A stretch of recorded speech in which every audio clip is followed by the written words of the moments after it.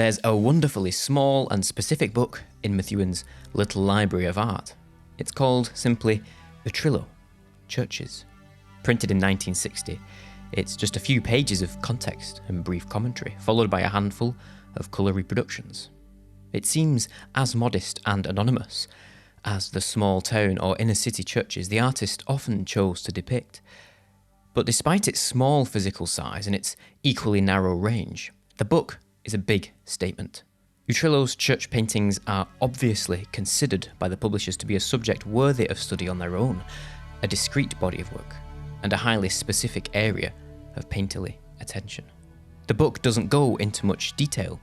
It's a primer, a place to begin, a bit like the series of openings and gateways arranged across the painting on the cover. Known alternatively as the Church of Deuil or the Little Communicant, it's arguably Utrillo's most haunting picture. His friend, the much more well-known Derain, called it his best. Painted in an apparently nondescript functional realism, it throws up a series of visual ambiguities across a sustained viewing. What seem like firm perspective and modelling become uncertain. It's hard to determine the points where walls recede, whether or not intersecting lines describe the meeting of two planes, or whether they are just details across a single flat surface. The entire side portion of the building disappears into obscurity. The archway and door refuse to generate a concrete space. The grey slate roof to the left almost dislodges itself entirely from the white wall it's supposed to sit behind. The painting displays things like perspective, recession, concavity, without strictly following their rules. Simply flipping the image shows just how strangely skewed it really is. It's almost covert expressionism. As a picture of a building designed to mark a certain negotiation between the spiritual and the physical, the tangible and the intangible, the human and the divine, the painting presents the world as an unknowable puzzle box lodged between the two, a thematic division which is reinforced by the picture's visual division between top and bottom, earth and sky. Everything above the gatepost on the far left is either church or cloud. No trees or buildings pass this visual line. Only the bell tower stretches to probe the upper limits of the frame, almost touching the painting's edge, the edge of the sensible world. The notion that church spires literally and metaphorically reach up to the heavens is fairly obvious, and Utrillo frequently used the motif. But the church at Deuil is exceptional in the way it deploys a series of increasingly taut diagonals to pull upward, giving an almost physiological sense of stretching and straining. And what it stretches and strains into is a sky that's pretty much a blank stone wall. Utrillo's clouds create an impenetrable flat surface, more like traces of blue pigment on plaster. Poised between airy illumination and blank impassiveness, the sky complements the buildings underneath, where for every opening and orifice there's a sheer flat wall. Much of Utrillo's unique pictorial drama lies in this specific relationship of his walls and skies. They are often put in direct conversation, mirroring one another in aspects of colour and texture, so that the skies are never straightforwardly elegiac, and the city walls are never straightforwardly oppressive. It gives the paintings a distinctively pitched melancholy, expressing a sense of both escape and imprisonment in the urban environment. Similarly, his churches are often placed in the middle of a crossroads or intersection, or at the end of a road, part destination or gateway, part barrier or blockade. In the church at Clignancourt, the building sits like a boat docked in a harbour, as if waiting to collect passengers. The picture suggests itself as an image of salvation, deliverance. But it could just as easily be an urban updating of the Ship of Fools, a motif which had re-emerged as a kind of parody of Noah's Ark between the 15th and 16th centuries. The building sinking into the ground, barely staying afloat. The painting anticipates a kind of existential nausea in its changeability of mood. It's hard to say whether the dappled sky reflecting off the pavement reads like a moment of revelation or transcendence, or whether it's a bitter note of irony in light of the heavy, inexplicable fact of the world. In Rue Saint-Rustique under the snow, perspective lines of white frosting lead to the dazzling white of the church dome. But the road isn't clear, and there's a maze of urban distractions ahead. Even the white path laid out in front is trodden and brown slush. The dome is an upturned goblet, an inverted grail. The taupe grey sky it sits in is deader than the concrete below. The shuttered windows are empty. Utrillo's relationship with faith and the church was as complex as his relationship with the streets and cafes of Paris. He was the cliched outcast artist, swapping paintings for meals or bottles of wine at Montmartre bistros, his alcoholism leading to periods spent in and out of mental institutions. He left the city in 1935, and his paintings became even more like the picture postcards he relied on for reference.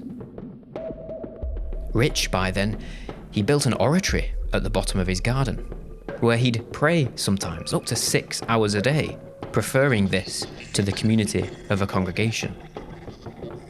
His paintings have frequently been taken as straightforward, devotional images, but they reflect a highly ambivalent attitude to the world and to the church. They can seem pretty anonymous, naive even, but behind the blank facade there's often something highly expressive. Utrillo's pictures show churches as we might experience them. Specifically, they show churches as we might experience them from the outside.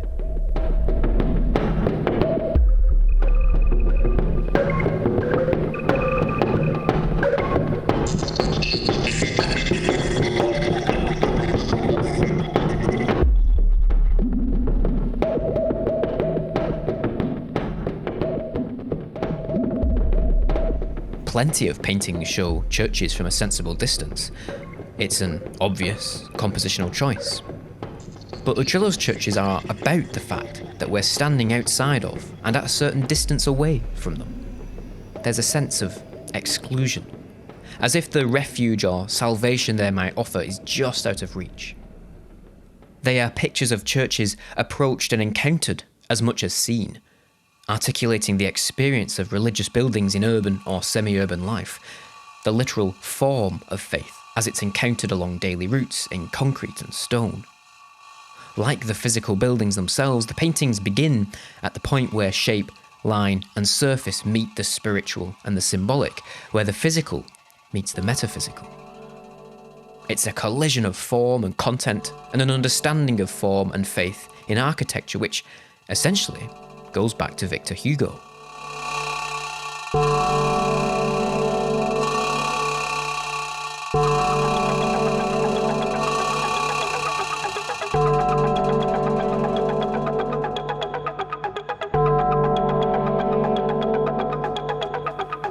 Hugo's Notre Dame de Paris is an exploration of cathedral architecture as a form comparable in expressive potential and complexity to that of a grand novel, and vice versa. Set around 40 years after the invention of the printing press, the novel reflects Hugo's belief that the printed word came to replace the freedom of thought and expression in church architecture, which was at its peak in the 15th century.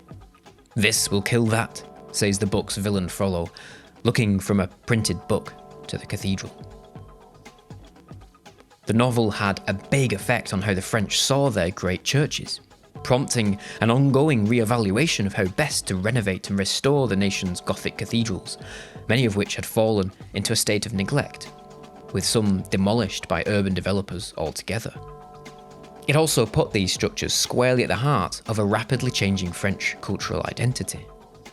In 1914, during what's considered Utrillo's peak period, the so-called White Period of 1912 to 14, sculptor Auguste Rodin published a book on the country's cathedrals, in which he decried the heavy-handedness of contemporary attempts at restoration as a kind of vandalism, echoing Hugo 83 years later.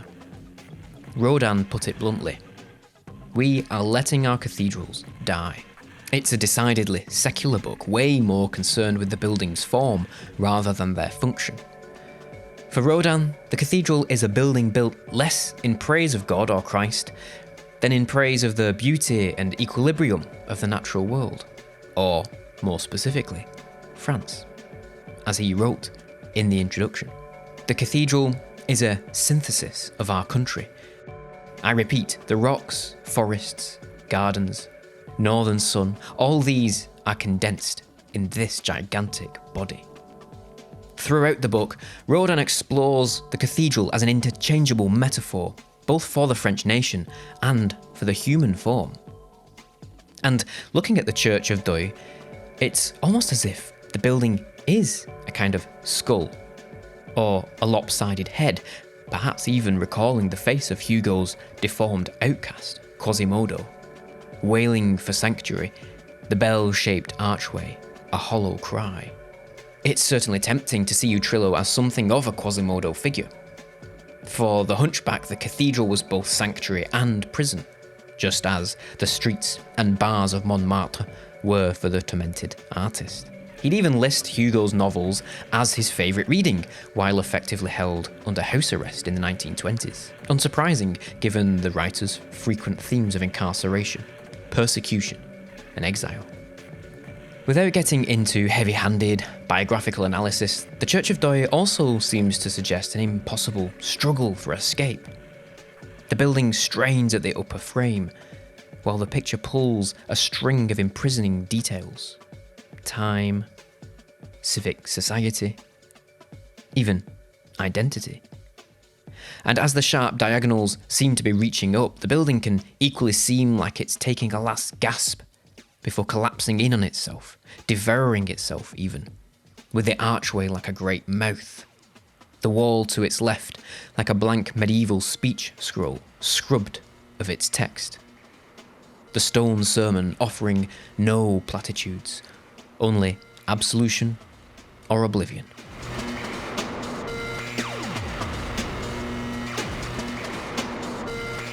There's a certain doomy morbidity to all of these churches. Hugo makes his cathedral the site of tragedy and barbarism, while Rodin flips constantly between metaphors of the forest, something bountiful, infinite, immortal, and metaphors of the skeleton, the ruin, something eerily vacant. Utrillo's paintings can seem equally sepulchral, more like a mausoleum than a quaint village church. The title, Église de Deuil, most closely translates as the Church of Mourning, though this is ambiguous and has probably slipped over time. Deuil means mourning in modern French, and was the common name for the Parisian commune Deuil-le-Bas, a fact which has caused some confusion over both the correct English title for the painting and the correct location of the church, which is not actually in Deuil at all. In any case, the picture seems to be mourning the passing of something, whether something unnameable or merely the passing of the day. Based on a postcard, but emptied of its figures, it retains a sense of something absent, irretrievable, closed off. In some ways, Utrillo's churches offer the same tantalising but impenetrable world which paintings themselves offer, a place of contemplation, refuge, but at a fundamental physical distance. Unlike Hugo or Rodin, Utrillo remains on the sidelines. He never steps inside. The grand themes are still there, but are all the more poignant for their restraint, their internalisation within modest pictorial means. There's a humanity in the remoteness, with which he visually and metaphorically positions himself in front of those structures which are themselves frequently less than grand or ostentatious. Just as the cathedral is intimately linked to Hugo's conception of the novel, or to Rodin's conception of figurative sculpture, these apparently generic church buildings of modest size are intimately linked to Utrillo's conception of painting, as emphatically physical structures which have to somehow function beyond their limits, which have to intimate or facilitate some kind of metaphysical realm of experience, which deal with the penetrability of the mystery behind the material world. In this respect, despite appearances, he's very much like his friend Derain. Derain is painting's old, dark house, a crumbling mansion on an overgrown estate, which would take a whole video to explore fully. A former fauve who left little of painting's subjects and genres untouched, Derain mostly left the city street to Utrillo. His morphology leans toward the curvilinear to elongated apostrophes, and so his buildings are rounded by time, baked in the sun. Utrillo's visual world is all sheer walls, sudden lines, jagged wedges. Derain is southern warmth to Utrillo's northern chill. Derain assured, virtuoso, vital. Utrillo slow, careful, deliberate. Derain wandered like a giant cloud, exploring the condition cast by human consciousness on the landscape, while Utrillo explored the condition of consciousness in the urban and suburban, in Paris's maze of streets and cathedrals, choosing brickwork and concrete over rolling hills and meadows. Yet, there can sometimes be striking similarities in the work of two very different artists. Utrillo's somehow funereal La Marie au Drapeau recalls Derain's Trees and Villages from the decade before. In each picture, the world appears like a dream beneath sky and earth, dust and air, a brief vignette between life and death. And perhaps the similarities aren't always accidental. Derain's 1928 painting of a monastery suggests at least something of a conscious or subconscious remembrance of his favourite painting by Utrillo, strongly echoing the Church of Deuil in its central diagonal and atmospheric pitch, yet with its own distinct balances of light and shadow, architecture and nature. It's almost as if he were painting the same building from a different angle, the same subject seen from a different perspective, with its own things to say about refuge and isolation, hope and despair. The elongated skull shapes more like that of an animal's. The sunlight hitting the tiny figure the way it might in an Annunciation picture. Derain's monastery could also represent something of a conflation of the Church of Deuil and a later Utrillo painting, Entrance to High Sea, Mont Saint-Michel from 1922. A picture which brings an element of hope to the empty archway, revealing a calm sea beneath the jumble of buildings, a place beyond the complications of the human world. In both pictures, an Edenic tree stands sentinel. Though apparently worlds apart, Derain and Utrillo are ultimately united by a deep, almost devotional investment in their subjects, in turning over the same generic motif again and again, only to find something striking and singular within it. Then again, painting has always forced its practitioners to reconcile the generic with the specific, the type with the example, the part with the whole, to consider the relationship of one painted mark to another, and to the overall picture, and of one picture to the next, and so on. Writing on Hinduism in a notebook dated 1909, Derain mused, plurality to unity. Isn't this the very problem of painting? It's a pattern of thought very close to that of Hugo's roaming literary eye, zooming in and out across medieval Paris from spire to sewer rat, as if it were a giant painting. Similarly, throughout his book, Rodin maps the relation of specific detail to overall character, writing of how small, salient figures in the church at Rheims determine and uphold the general beauty of the composition. Likewise, in Trees and Villages, as in many of Derain's paintings, there's a sense in which all the parts, all the small, salient figures, could be dislodged from one another. Even the marks and shapes are curiously discrete elements, almost hovering above the canvas. And yet, they make up this composite thing, a picture of Trees and Villages. Derain made painting after painting of the very same subject, yet each has a highly specific character, each has a different balance of parts to the whole. Rodin wrote of the cathedrals how each one perpetually recalls the other, and yet what variety between the cathedrals. How numerous are the cathedrals and how unique each one is. Variety in unity. One must not tire of repeating these words. The day when they are completely forgotten, nothing in the French world will be in its place. He could equally be describing Utrillo's paintings of fairly typical small churches, or Derain's approach to country roads, to trees, to bowls of fruit, heads, each one like the last but unique in itself. It's the connective tissue of this variety in unity, which allows Utrillo to find the cathedral in the village church and the village church in the cathedral, to find the generic in the singular and the strikingly singular in the generic. Importantly, the concept of variety in unity counts also for where the individual work of art sits within the tradition. It's telling that Rodin should identify this notion as specifically French in character. As, nationalism aside, French painting perhaps more than any other has a strong sense of its own tradition. It uses that tradition as an integral part of how it communicates and generates meaning. As Derain wrote, art is still and was always the memory of generations.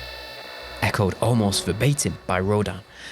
The human mind cannot go very far except on this condition, that the thought of the individual be added with patience and silence to the thought of generations.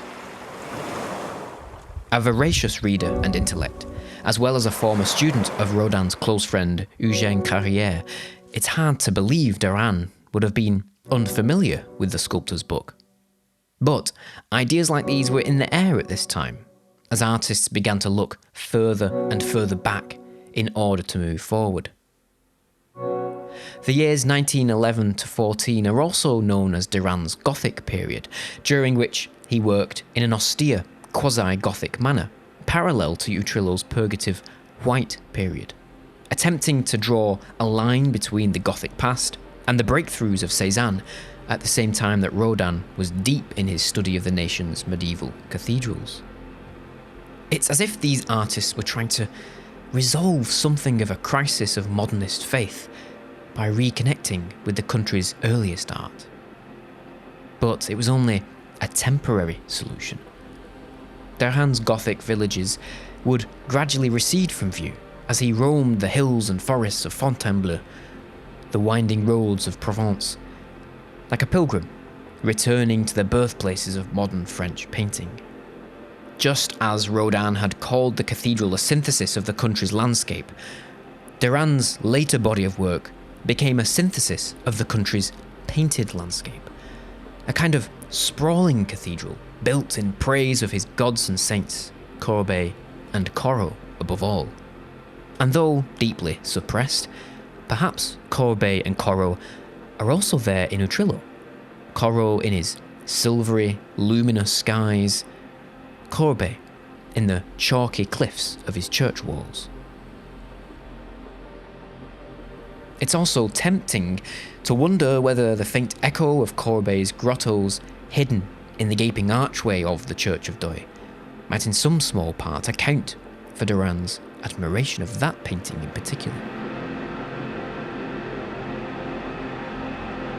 As if to come full circle, perhaps the synthesized French landscape Rodin saw in the cathedral found its unlikely painterly expression in Utrillo's modest churches. An urban heir to the modern landscape tradition and a painter firmly understandable within the shape of French thought leading up to the First World War, Utrillo might have been an outsider in life, but he was far from being an outsider artist.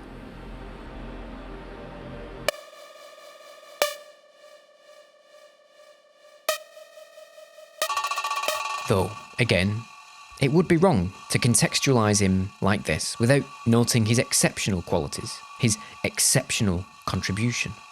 While there are plenty of great paintings of churches, rarely are they so thematically rich as Utrillo's, which is partly why they're exceptional, particularly within French modernism, from which church buildings were strangely absent as a major subject. Key depictions of Notre Dame as a kind of Platonic form by Matisse and Marquet aside. The analytic views of Rouen Cathedral, which Monet carried out in the 1890s, are more about optical study, for example. The building turning molten under the light, almost melting under the artist's eye. Similarly, Auguste Urban's later abstractions may indicate a certain cultural sensibility, imprinted with the language of crosses and spires, rose windows and Gothic arches, but again, the details and specifics are submerged. In none of these examples do we have a sense of the church or cathedral as a place people might attend, enter, or avoid. They treat it as a form, a shape, while there's always the sense in Utrillo's pictures of the church as a place people might live next to or walk past, a place they might suddenly be struck by or which they've grown to all but ignore. A building with some kind of place in their lives, even if highly ambivalent. Importantly, he's just as sensitive to how the church is situated within the surrounding environment as to how it sits in the rectangle.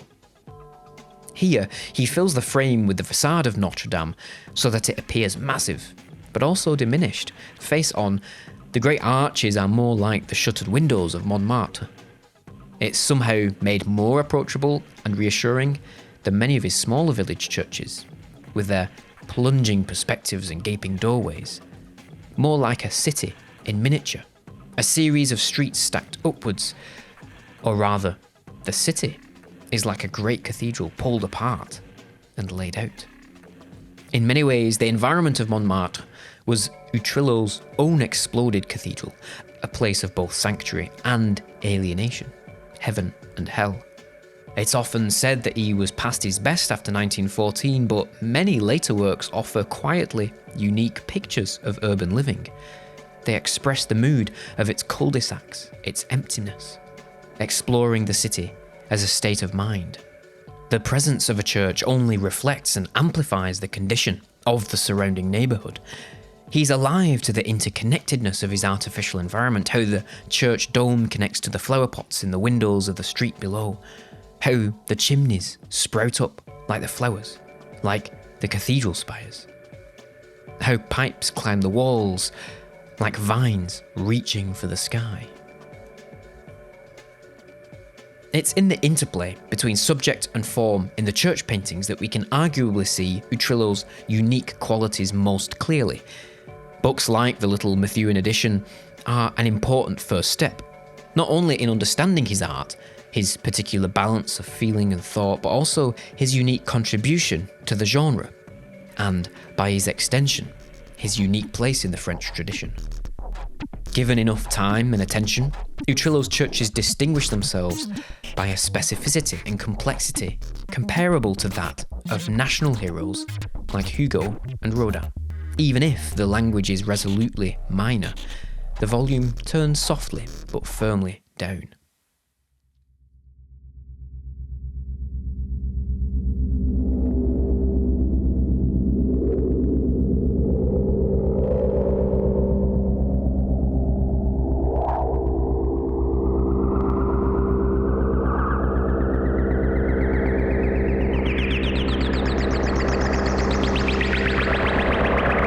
Paraphrase Rodin, perhaps one of the small, salient figures which determines and upholds the beauty of Utrillo's painting is his fancy, but not too fancy, signature.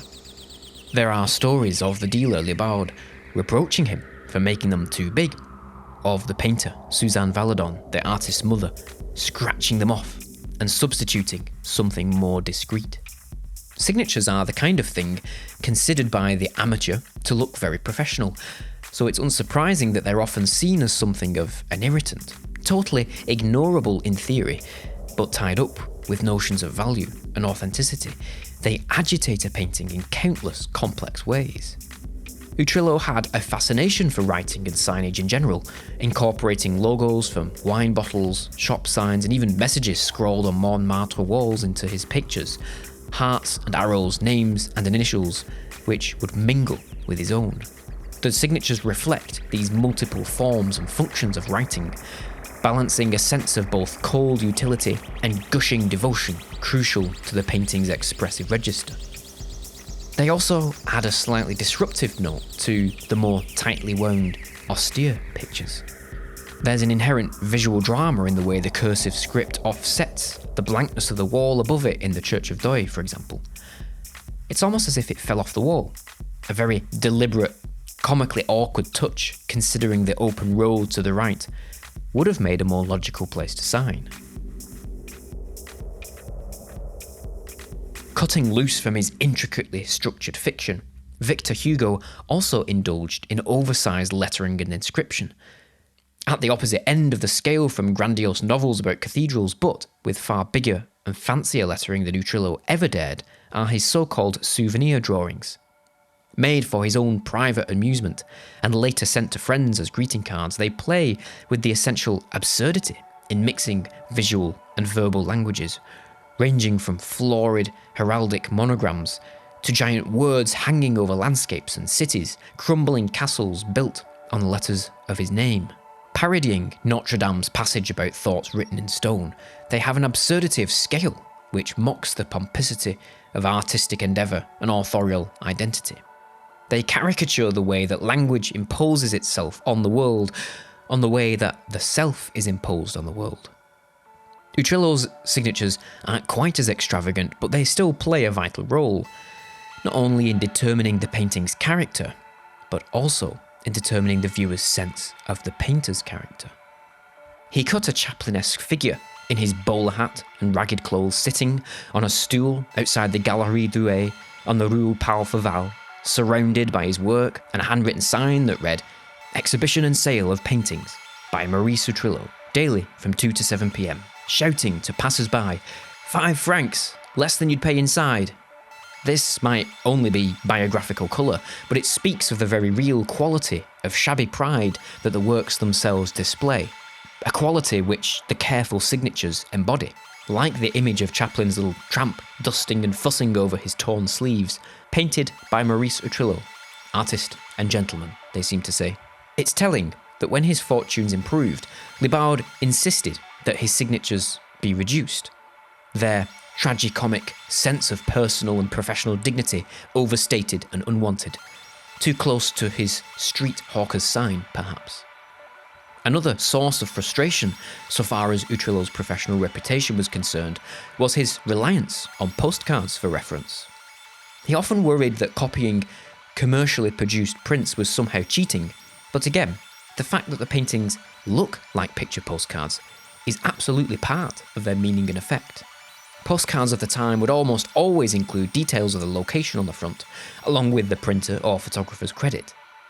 It's a practice Utrillo would also follow, particularly in his later years, with place names, addresses, and descriptions often running alongside his own name. The captions lend the paintings a slightly more documentary quality, which complements rather than contradicts their more expressive aspects. Ironically, these attempts at detached objectivity make them seem all the more intensely felt. There's an inherent poignancy in the fact that many of Utrillo's paintings are based on impersonal, mass-produced photographs of places he knew intimately, which he then reclaims as his own, almost compulsively putting his name to them, tethering himself to the world while standing at a certain remove from it, his signature a kind of safety line. Like Hugo's souvenir pictures, the painting's postcard qualities give them a feeling of keepsakes or mementos, things with a very different emotional currency to that of fine art. Along with the signatures, it brings them ever so slightly further into the realm of correspondence, communication, exchange. And for Utrillo, they were often literally items of exchange, sold off cheaply to cover medical bills or bartered for food and drink. That the paintings look like they were meant for simple cafe walls is part of their complexity. There's a certain meagreness to them, suggesting a world of privation and need, which is literal as well as spiritual. Later artists would play with some of these themes without ever quite hitting these specific notes. There are notional, Utrillo-esque ideas in the work of Bernard Buffet, for example. Stark buildings and empty skies, emaciated shapes, Gothic sensibilities in the prominent dates and signatures, but all of this is overplayed and often cliched. Straightforwardly miserablist, there's little of Utrillo's ambiguous changeability of mood, the joy of the sad, with which Jean-Paul Crespel said he painted. A little closer to Utrillo are the abstracts of Sergei Polyakov, paintings in which the artist's formative experience of Paris becomes a kind of Russian icon of itself. Polyakov catches something of Utrillo's tension between physicality and ineffability. Yet what he gains in his freedom of colour and form, his metaphorical openness, he loses in thematic specificity. The very particular combination of hope and despair which Utrillo finds in city streets or standing outside churches is absent.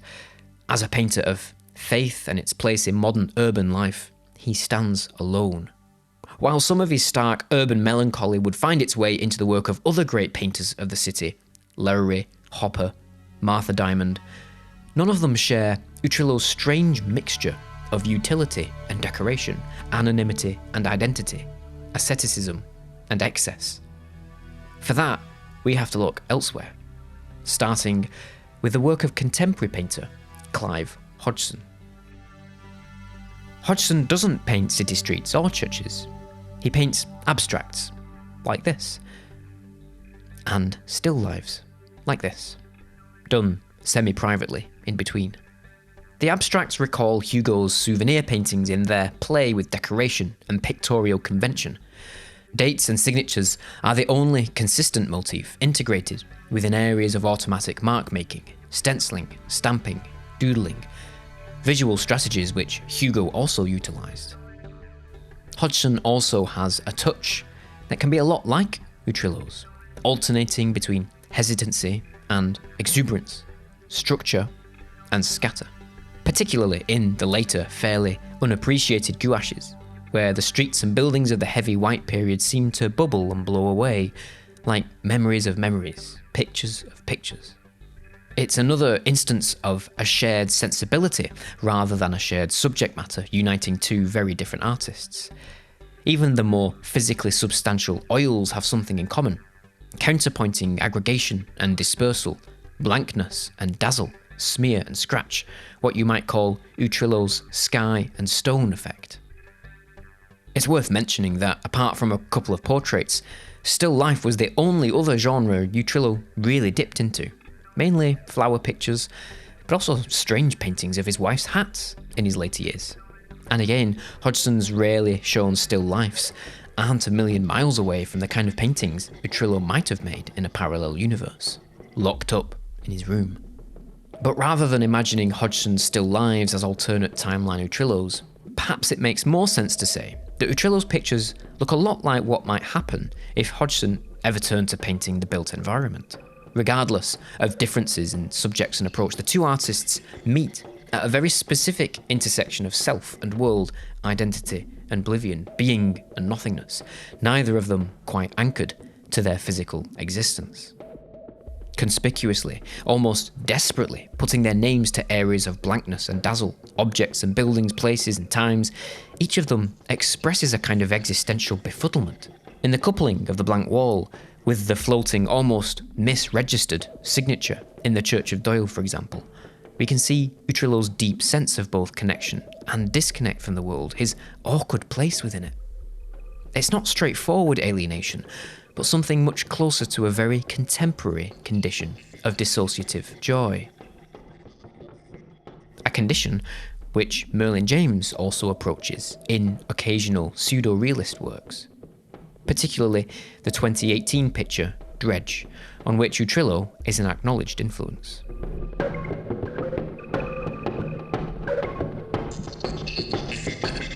Dredge is an outlier among James's wider body of work, keeping within a broadly illusionistic, matter-of-fact sense of colour and composition. It's perhaps closest to his Courbet-esque seascapes, though, as with Utrillo, the drama is dialed back. Even the frame takes on a more budget, home-furnishing quality, setting a very different tone to the artist's more elaborate structures. Depicting the local, the observed and remembered, it's a picture that could easily stray into cheap sentiment, but in its suppression of any kind of obvious aesthetic intervention, its apparent sacrificing of sophistication and taste, it becomes genuinely moving.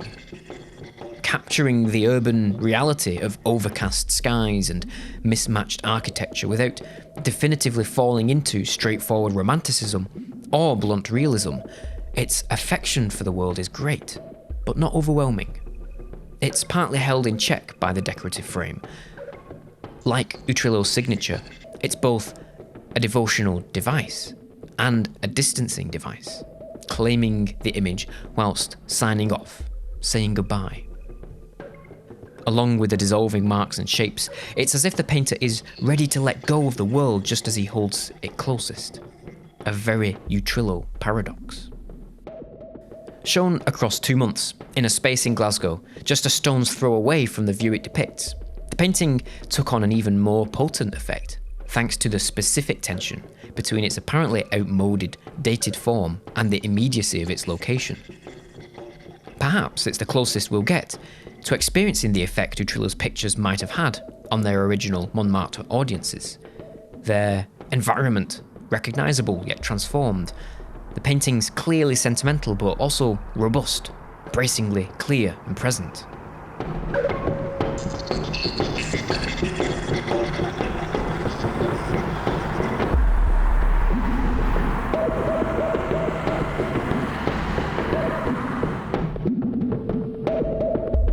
And these pictures of James's immediate surroundings, his home, his garden, the view from his window, the deeply personal image comes across with a complete lack of cynicism, as well as something of a certain anonymity of style. Or rather, an implied anonymity.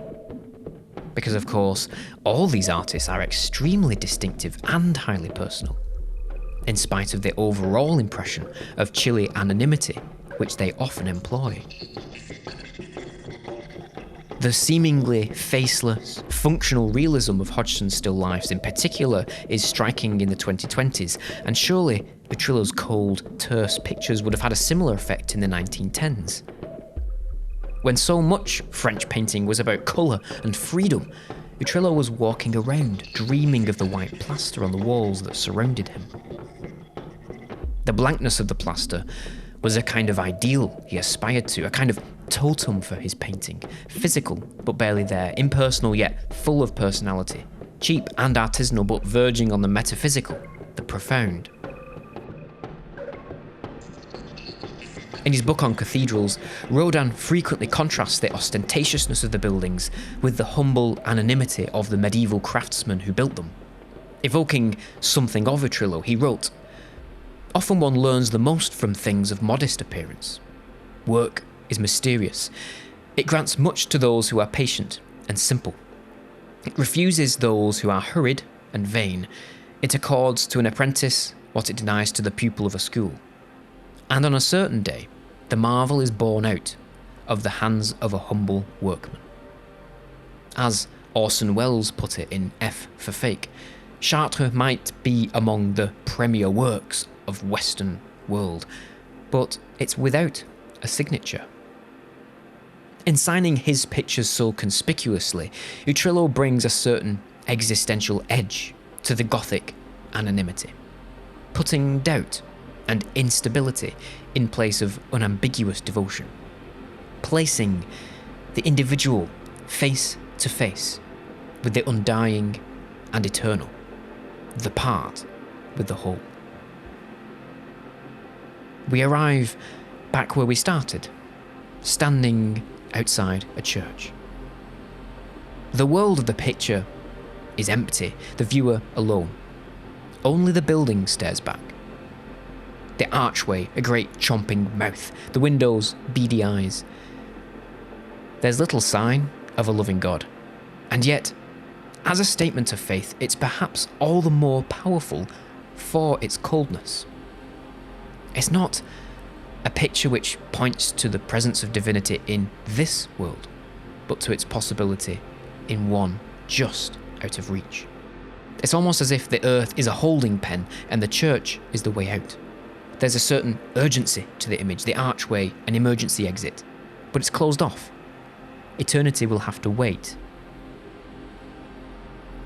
Utrillo's spiritual life seems to have taken him round in circles just as his daily existence took him through cycles of sobriety and intoxication, freedom and imprisonment, hope and despair.